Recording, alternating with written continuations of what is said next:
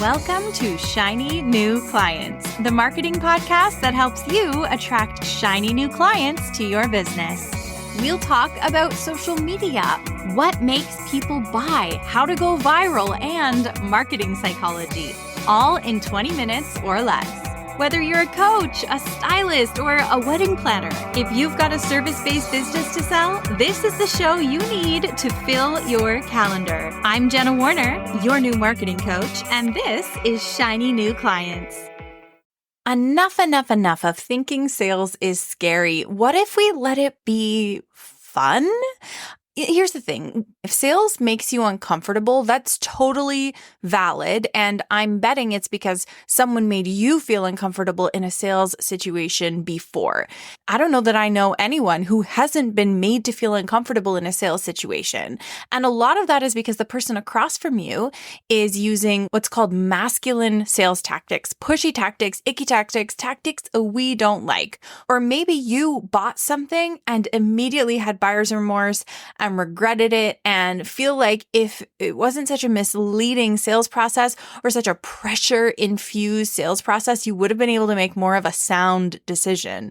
Now, let me tell you something. Because I know about sales tactics, I have such little patience for them. If ever someone is using tactics on me and trying to pressure me to make a quick decision, they've lost me. I shut right down because I resent it so much. And I'm not saying that's a good thing or either, right? That's not a good way to be either. But let's just spend a few minutes together here where I'm going to tell you a few really fun sales stories where sales became a game and became a good time so that we can shed a little bit of the ickiness, a little bit of the discomfort, and a few of the negative stories we have about selling. Because the fact is, you have a business. In order for you to continue to make an impact in this world, you need money coming in. If your energy is going to go out, money's got to come in. You need to be exchanging money for your service. That's just how it is. Without clients, there is no business. And make sure not to cut out early on me because I have the strangest story that I'm so excited to share with you in just a couple of minutes.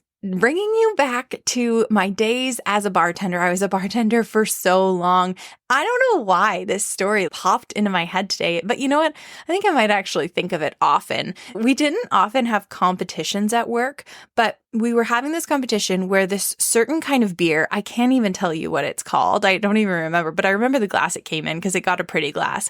So this certain kind of beer, whoever sold the most of it in a month was going to win a $100 gift card for the liquor store. And I wanted it so bad, not because I wanted the prize.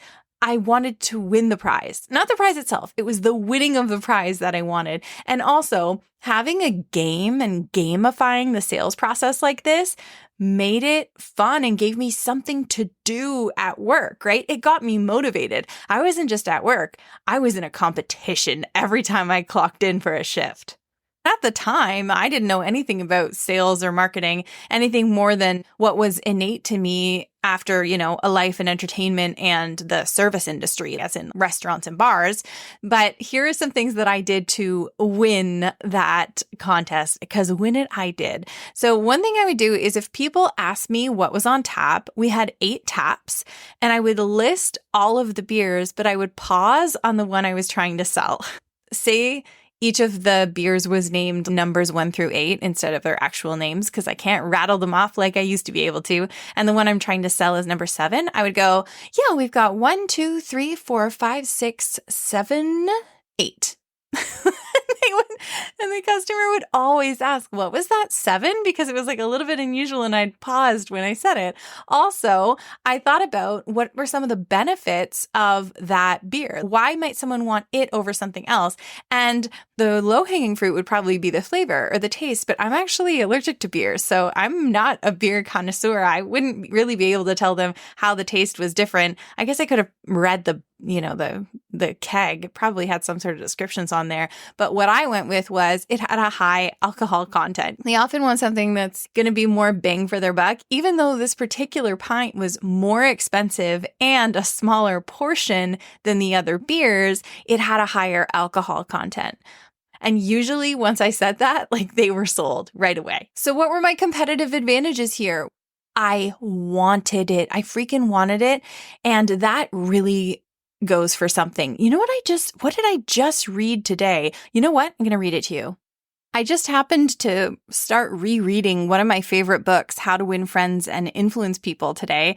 And I read this line, 15% of one's financial success is due to one's technical knowledge, and about 85% is due to skill in human engineering, to personality and ability to lead people. Personality, ability to lead people. He wasn't implying like lead people down a path toward a purchase.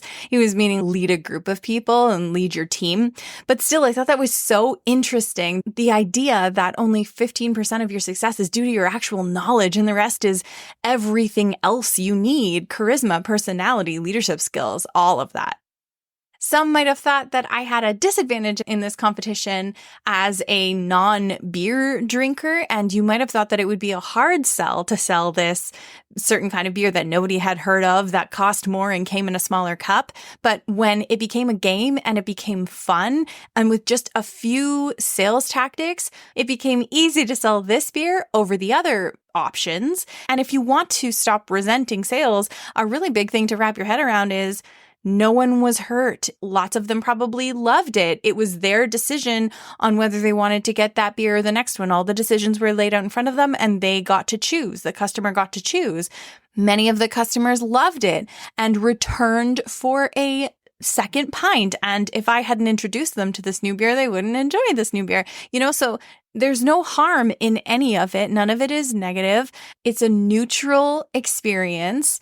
And the takeaway we can get from it on the sales side of things is to find that fun, to find the silliness, to find the fun, to find the benefits available that you can lean into, and potentially to gamify the process. Okay, next I'm going to tell you another story of something that I sold, and then we're going to close it out with something that I could not sell, which is the very strange story that I wanted to tell you about. The next pivotal sales moment that I want to share, and still none of these have to do with my business. I'm trying to think of things that are outside of my agency and my programs, and think of sales tactics that I learned out in the wild in other settings. So this one goes back to my days in the Fringe Festival. If you're not familiar with the Fringe Festival, it is a theater festival where hundreds of artists perform within a 2-week span in venues all over the city, and people will go to multiple shows all throughout the afternoon and into the evening. People will see many, many shows in a day. And because there are so many shows for everyone to see, there's quite a lot of competition between the shows. You really need to own people's attention. You need to convince them that your show is the show they should see at 7:00 or 1:30 in the afternoon, not the 20 other shows that are happening at that time. So one of the things that we'll do is print out little quarter-page flyers, just like a little fourth of a page, a flyer with your show name and a photo from the show. And if you have 5 stars or if you got any press, you'll often put voted best of Fringe in Toronto or whatever. You'll put things like that. Actually, that social proof and those star ratings and those press quotes are so valuable that a lot of us would print only the number of flyers that we needed for that city, because also for Fringe, you tour city to city, you city hop with all of these shows. And so we would print all of the flyers we need for that city, but not for the next city, just in case we got press. And then we would change our posters and our flyers to add in the new press and the new 5-star ratings when we got to the next city, which maybe doesn't sound like a lot, but when you're sleeping in hostels and on the floor of people's houses and needing to find a print shop at the last minute in a strange city is actually quite a lot of work. But that's how valuable it was to be able to put 5 stars from the Edmonton Journal or whatever. So one of the things we'll do is we'll take these flyers and we'll go to lineups of people that are waiting to get in a show or waiting to buy tickets at the ticket hub.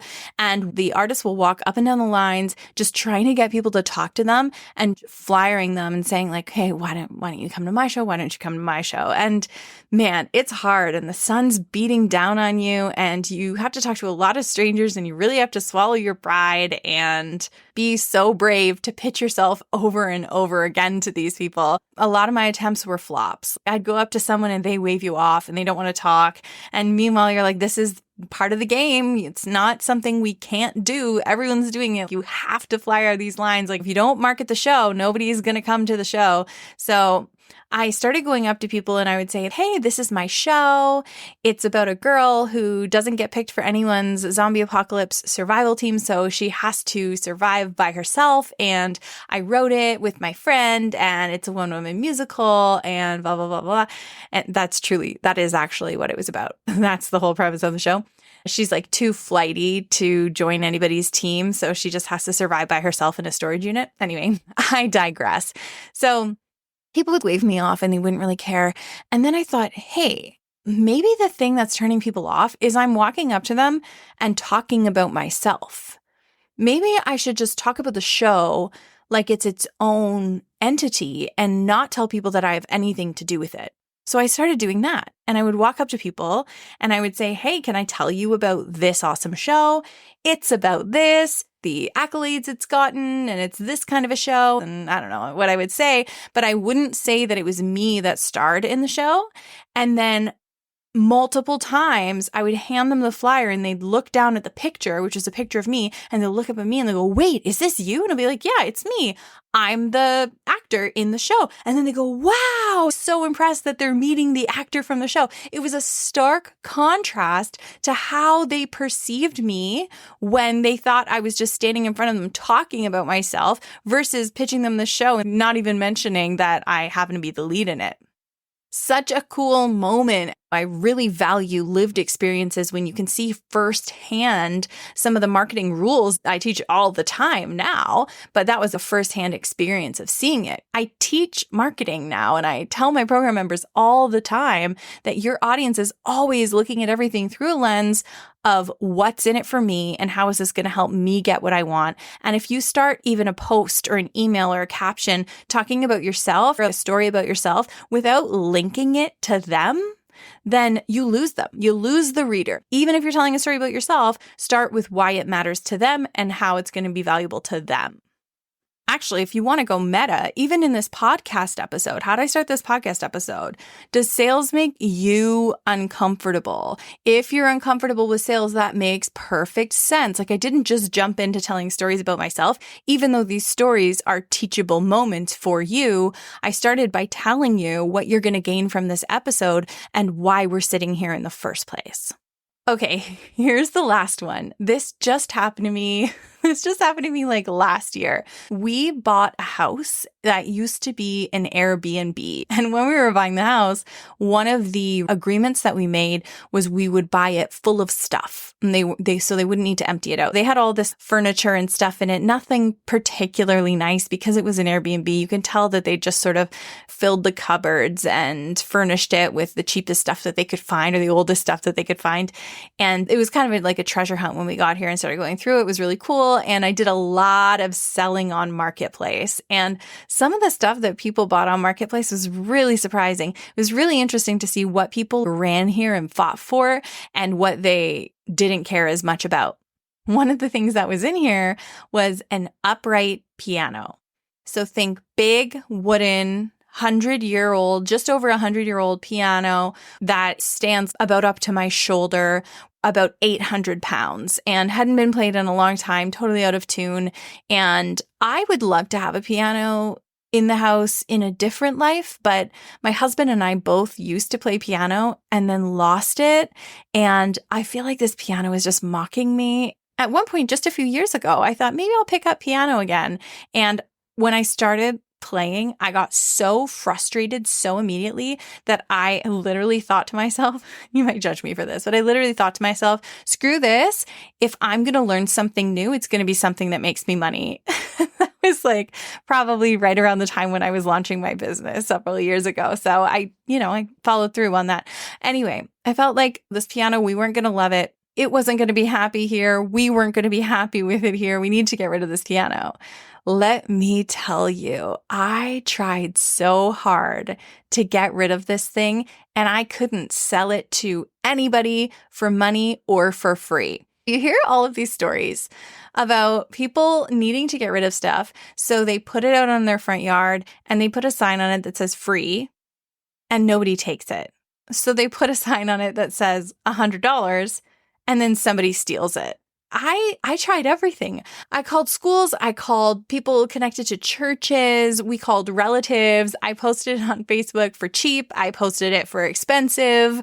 I tried everything, and we could not get rid of this piano. And my husband was like, Jenna, I'm going to take it apart and it's going to go to the dump. And we were all getting pretty sick of seeing it there because it takes up a lot of room. And I was like, no, I can't do that. I really don't want to make this piano die. That's so sad to have this beautiful giant instrument, just like, but nobody wants it. And schools don't want them anymore because they're a tipping hazard, and electric pianos cost less and are easier to move classroom to classroom. I even called an antique dealer because it was Canadian made. Anyway, nobody wanted it. And so eventually I posted on Facebook after I'd posted it many times, but I posted it on Marketplace again, and I just made it a joke post. I can't remember what I wrote. It was something like giant shelf, kind of noisy, not sure what it is or why they built it like this. I just made a really facetious, stupid post about this loud shelf collecting dust in my house, and did anyone want it? Months later, I get a message from this woman from CBC, the Canadian Broadcasting Corporation, huge company, who had seen this post and thought it was so funny. And by the way, I got so much traction on that post. So many people DM'd me, but still nobody wanted it. So many people messaged me and said, haha, thanks for the laugh, or it's a piano.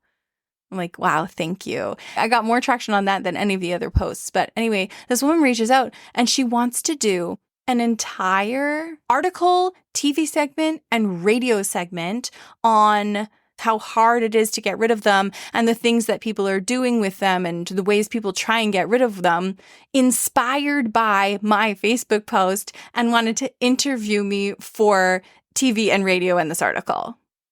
Isn't that just too much?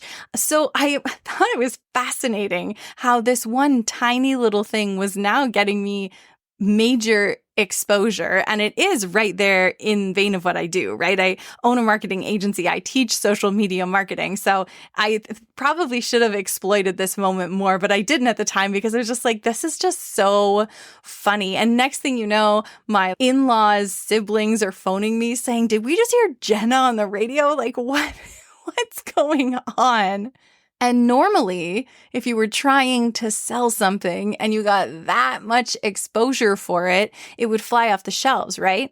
But the fact is, there just isn't a market for used pianos. So no matter how many marketing tactics and sales tactics I could throw at it, no matter how much exposure I could get, there's no market for that. So there's no one to buy it. Although I did get a message from this woman in Newfoundland, which is, a 7-day drive east of where I am, who collects keys, piano keys. And she asked for me to send her the keys. So we did unfortunately have to take the piano apart, but at least the keys will live on. And we kept all the strong pieces of wood and turned it into shelving in our house. And we used as much of the piano as we could. So please don't be mad at me for destroying it. And the iron harp from inside got recycled.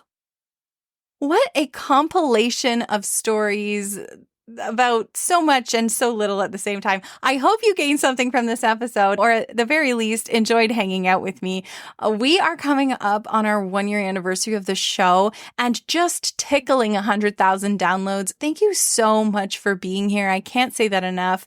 Thank you so much. This is your win as much as it is mine. This is a really cool community that we've built. Thank you for tuning in every week, and I will see you in the next one.